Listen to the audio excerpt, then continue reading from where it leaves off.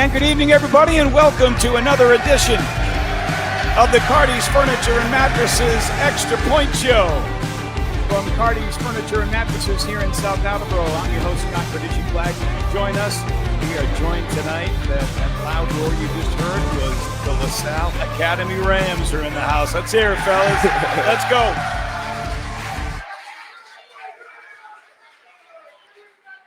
Coming up on the show, we're going to be joined by Patriots offensive lineman Ben Brown. But before that, we're going to be joined by one of the captains for the LaSalle Academy Rams. Antonio Bearden is with us. Antonio, how you doing? I'm doing good. You? Good. Antonio is a wide receiver and a safety for the Rams. And congratulations. You guys had a nice win over St. Ray's Friday night. Thank you. All right, I didn't see your stats, but you told me. What was it, 5 or 6 catches? 4 catches for 55 yards and a touchdown. And a tutty. All right, good job. More importantly, the team picked up its 4th win of the season, 4-2 through 6 games. Is that right? Yes, sir. How's the team played in your eyes today? We definitely had a rocky start, coming away with 2 really close games, but it's definitely brought us together, especially with an in-state loss to North Kingstown and then a loss to St. John's Prep. It's definitely helped us come together more and build the team mentality that we're trying to instill into this program. And then 2 weeks ago, the Hawks, the yes. Bishop Hendricken Hawks, 21-20. Overtime, right? Yes, sir. I believe they missed an extra point, and you guys scored and got it and won the game. And that's everybody that knows Rhode Island high school football knows that is the big rivalry in the Ocean State. It's Bishop Hendricken LaSalle, so that had to be cool to win that game. Yeah, for sure. Being a part of the program and the culture at LaSalle, it's definitely the team from Warwick is not our best friends, I would say. So it was great to be a part of a historical moment for the program and for the school. You're from Woonsocket. Yes. How'd you wind up at LaSalle? Did you want to go there because of the excellence of the football program, the school? I mean, what drew you to LaSalle? So a big part was my mom grew up in the Woonsocket system, and she knew that wasn't the best. So she definitely pushed me to find somewhere that fitted my ways as an athlete and as a student, and having great connections by getting outside of Woonsocket. One of my coaches and longtime family friends worked there, Herlin Perry, and so he helped us fill out the applications, and I ended up applying and got in, and the rest is history. How many years you been at LaSalle? This will be my 4th year here. Okay, so you've gone through the coaching change, right? Coach Yes. Mark Cohn to now 2-time Super Bowl champion Dan Copeland. What's that been like for you? It definitely was an adjustment period, going from somebody you had for 3 years and you had a great relationship with to somebody that you really didn't know because I wasn't a part of the JV team. So definitely was an adjustment, but having his knowledge from 2 levels ahead of me and just being able to understand the way that they think at the next level has definitely helped my game tremendously. I know you're wide receiver and safety. Do you prefer one side of the ball over the other? I definitely prefer wide receiver over safety. I Okay. definitely prefer scoring touchdowns. All right, so I know you quarterback just a little bit because I work at Brown University and I broadcast Brown football. I have been since 1995. I'm an old guy is what I'm trying to say, but I broadcast Sam Perry's father's game when he was a player at Brown University, and probably one of the best quarterbacks I've ever seen. His dad still holds many records, not just at Brown, but in the Ivy League. He can ball. So I know James Perry can ball, his father. Tell me about Sammy. Sam is an amazing player. I've had the privilege to have played with him for the past 3 years. Just seeing the growth from his freshman year, where he really wasn't that good, and he knows I'll say it to him all the time. But to see the leaps he made into his sophomore year, and then to now him being not only a leader, a great player, and after having a 5 touchdown performance, he's one of the best quarterbacks in the state. I was talking to you off the air. I want to talk to you on the air about this. You're a senior. Yes. What's next? Do you know what's next? Do you want to play football at the next level? I definitely want to play football at the next level, but my future is definitely uncertain with whether it's college or prep. It's uncertain to what the future holds for me. When do you think you'll make that decision, and how do you think you'll make that decision? I'll definitely make that decision for the best interests of me, and I'll make that decision with definitely my coach's opinions, my family's opinions, and friends' opinions. Some that have played before me, some that are playing with me now. I'll take all their opinions, and I'll definitely make that decision with the best, with my best interest in mind. So you guys play out of league this weekend, Barnstable this Friday. Yes. Is that home? Yes. Okay. And then I think, do you wrap it up with 2 league games? We wrap it up with Cranston West on Halloween. Cranston West on Halloween. That's right. So the season, it's so much different now than it used to be, right? Before, like Thanksgiving wrapped up. Now, like the Thanksgiving games are almost like exhibition games, aren't they? Like they don't have the same meaning that they did years ago. No, they really don't. LaSalle EP, that was like the thing on Thanksgiving Day at Pierce Field. Thousands and thousands of fans. So you talked about the season to date. How's the team in terms of like you guys healthy? You guys, you said, it was kind of a rocky start, but that you kind of have straightened out the ship, so to speak. Yeah, we're definitely it's the back end of the season, so we're definitely going to be a lot banged up. So we have guys missing at all across our team. It's just about our younger guys stepping up and making the necessary sacrifices for the team to make the team succeed. So in a moment, we're going to bring Ben Brown here from the Patriots. Are you a Patriots fan, or who's your NFL team? I am a diehard Patriots fan. Okay. Pretty exciting season they're having right now. Yes. Won 4 straight, 3 straight on the road, 5-2 in first place in the AFC East. And I don't know that a lot of people are expecting that this year. I think people thought the arrow was pointing up, but I don't think people thought it would happen this quickly. What do you think? It's definitely feels like our high school season. New head coach, new pieces all around. So it's definitely been exciting to watch and then be able to relate to on the back end. Yeah, no, it's a good point. Like, so you're playing for a former player, right? So he gets you. He knows what you guys go through because he's been there. And I kind of feel like the same way with Vrabel. I mean, not that it wasn't Gerard Mayo played too, so I get that. But, like, I just feel like they relate very well to Mike Vrabel. I don't know if you saw on social media, Drake gave him the game ball after the game, said, "We love playing for you, coach." And you can kind of sense that those guys like playing for their head coach. It's definitely they definitely have a family mentality and a brotherhood that's you don't really see on too many teams that moves around often, and especially with a first-year head coach. So it's been amazing to watch, and especially this past weekend with an amazing win. It was great. It's been great to watch. All right, we're going to keep you on. Alan, are we going to bring Ben Brown into the room? Let's bring Patriots offensive lineman Ben Brown.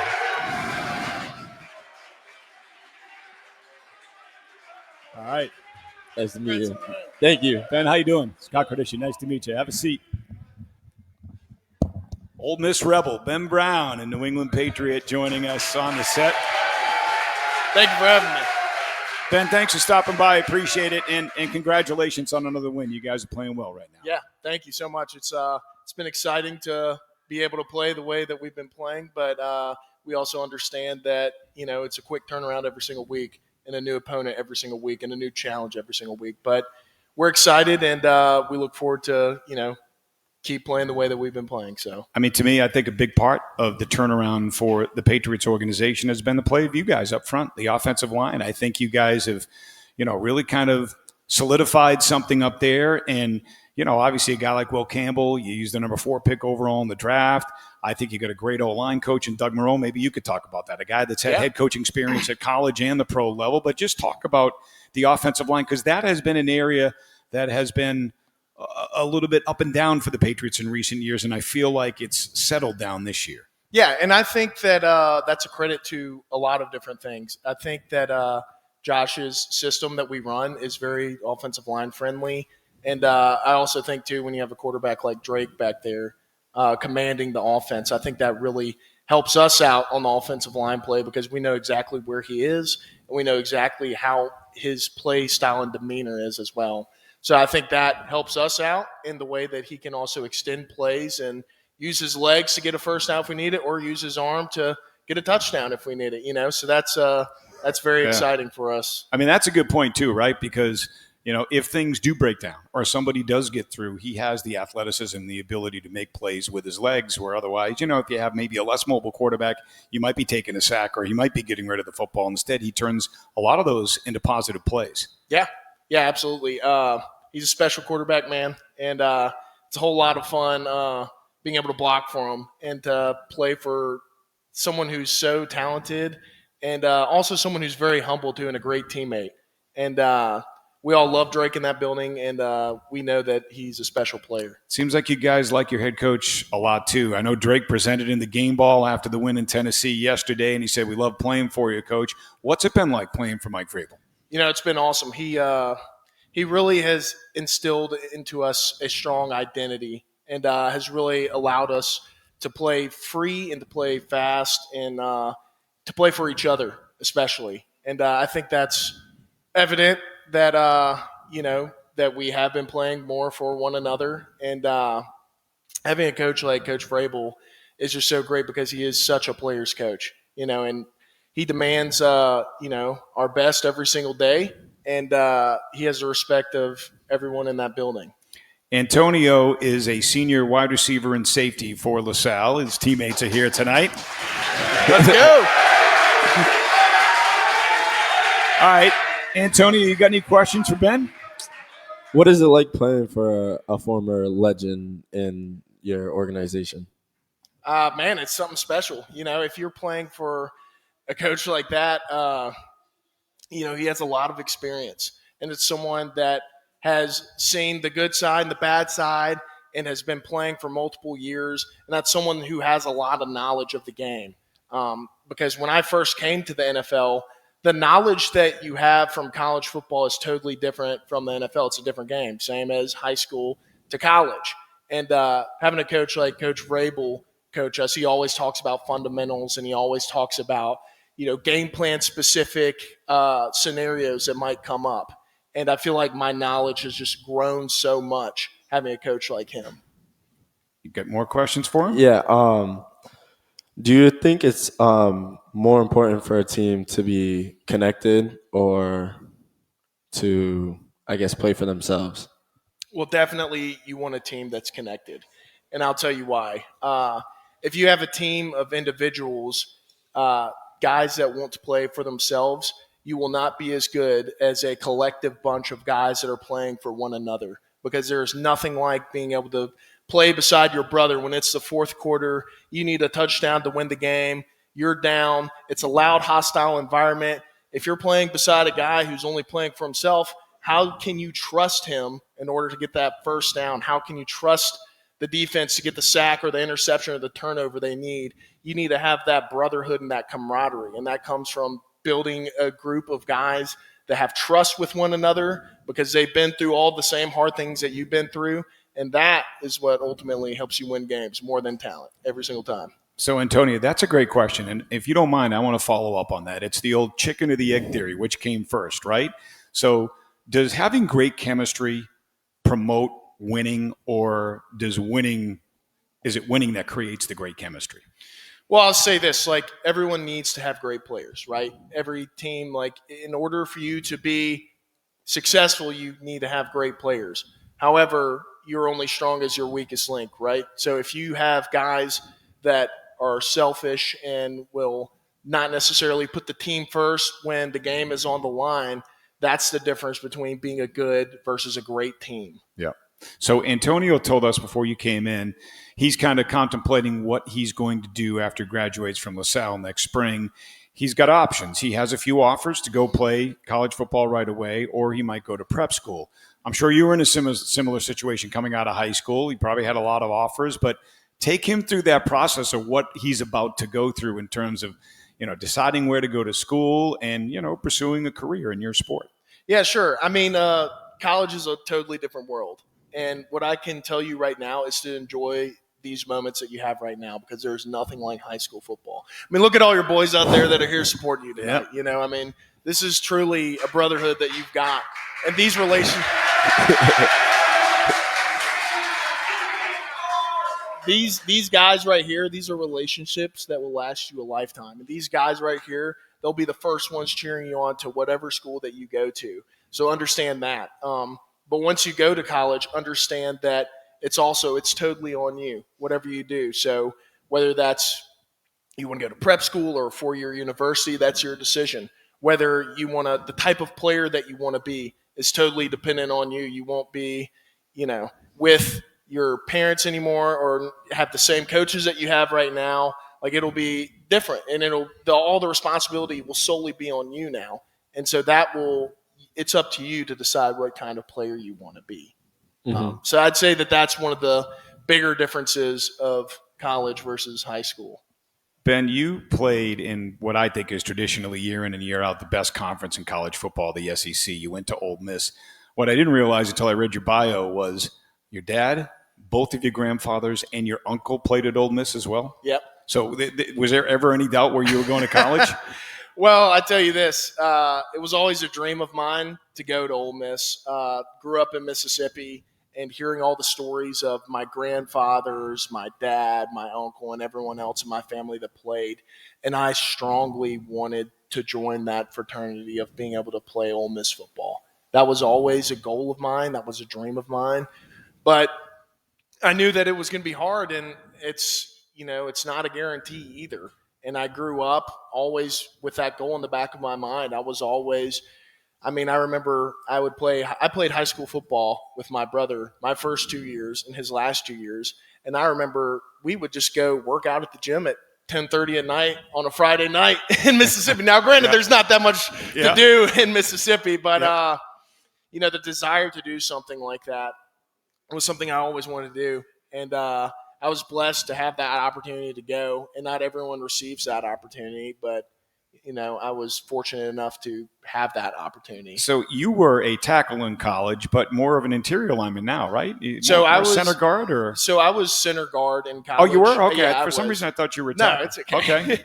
High school, I was tackle, but then once I moved to the SEC, I realized those edge guys were a little bit faster in the SEC than they were in high school, so moved right to guard and center. So a little different story. I want you to tell us a little bit about Will Campbell, okay? Because we heard all the talk about the measurables coming into the draft. Oh, arms are too short, blah, blah, blah. My whole point is, number one, he's a tough SOB. That's what I love about him. Like, he's got kind of that like John Hanna type attitude to him. And then number two, he performed at the highest level and was arguably the best offensive lineman in the best conference in college football, the SEC. So I'm not quite sure why there were doubters, because his arm may have been an eighth of an inch shorter than it's supposed to be. You know what I mean? Yeah, no. Just tell me what he's like as a player and as a person. He's great. I mean, overall, he's very mature for his age, and it's kind of crazy to think about too, because Will actually grew up an hour from where I'm from in Mississippi, in Monroe, Louisiana. I grew up in Vicksburg, Mississippi. Yeah. And I remember making the connection with him probably his first or second week when he was up here during OTAs, and he's just a great guy, and his maturity level is very high for someone his age, and you can tell he's going to be a special player for a long time in this league, not only by his technique, but also by his demeanor and his love for the game and for how hard he plays too, and he plays for his teammates. All right. We have two-time Super Bowl champions with us tonight. One of them is his head coach, Dan Coben. And the other one is this guy right here who's going to step in and join us right now, former Patriots tight end Christian Fuaria. Hey, Christian. Nice to meet you. Nice to meet you. Oh, I'm in the middle?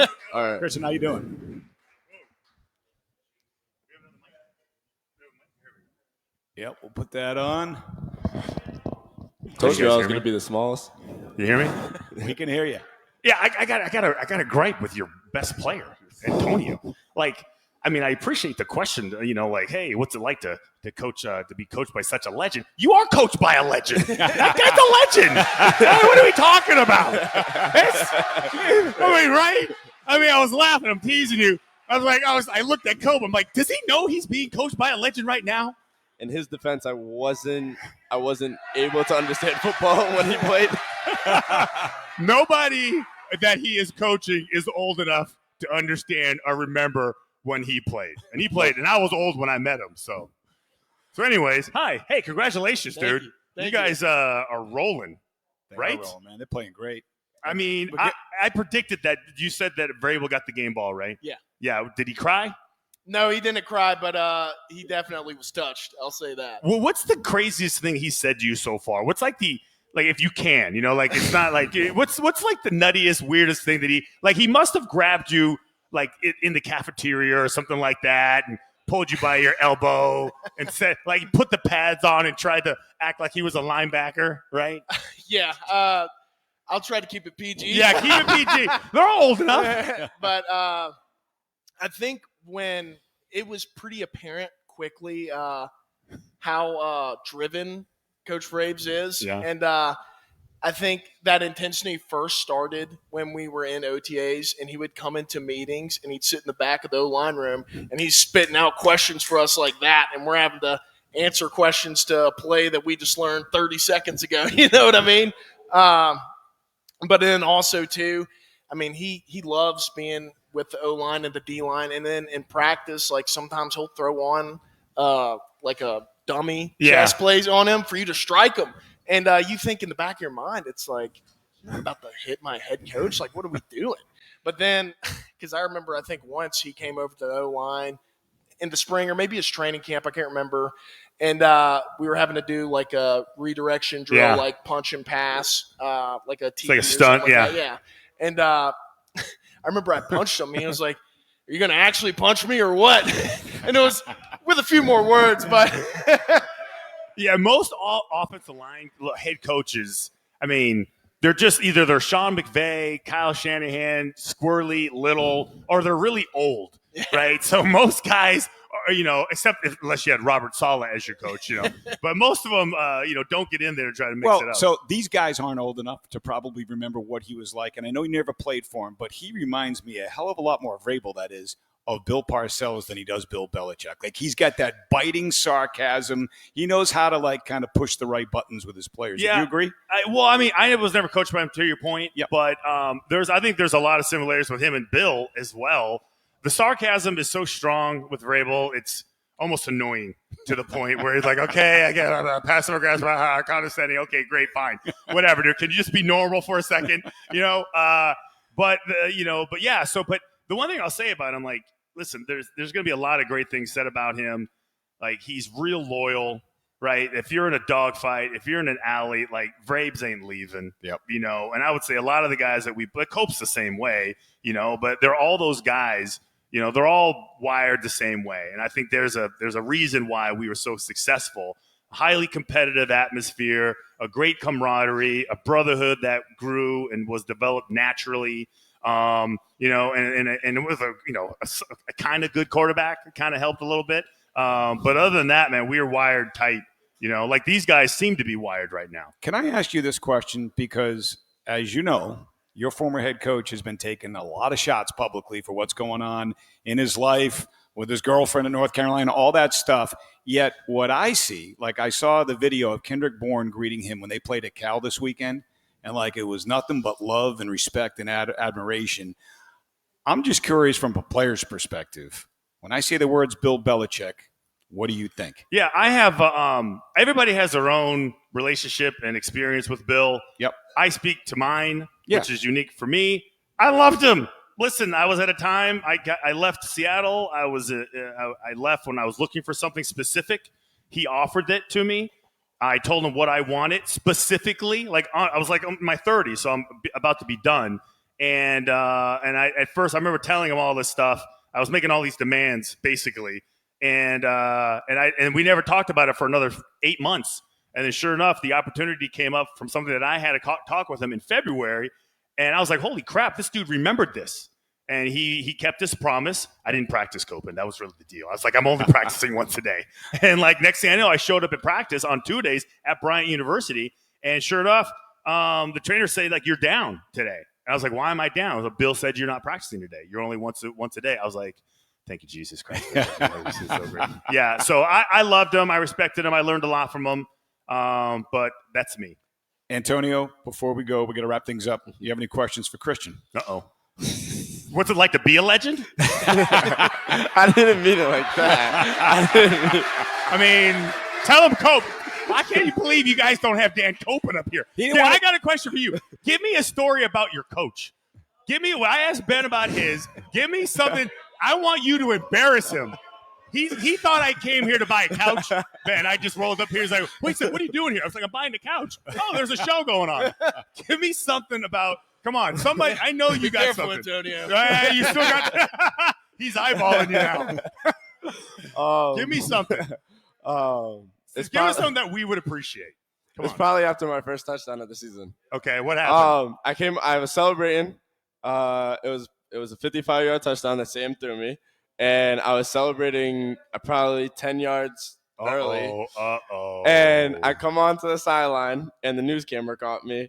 And it's him giving me some words of let's not do that again. Good coaching point. Good job, Cope. And now I tuck the ball into the end zone. Thank you. And I don't. And now I celebrate running to y'all. There you go. Run to your teammates. There you go, guys. Before we wrap things up, I just want to tell all the crowd you can stop by the back table and take an oral health kit donated by United Healthcare, so you can have a bright and healthy smile as you play for a championship this year.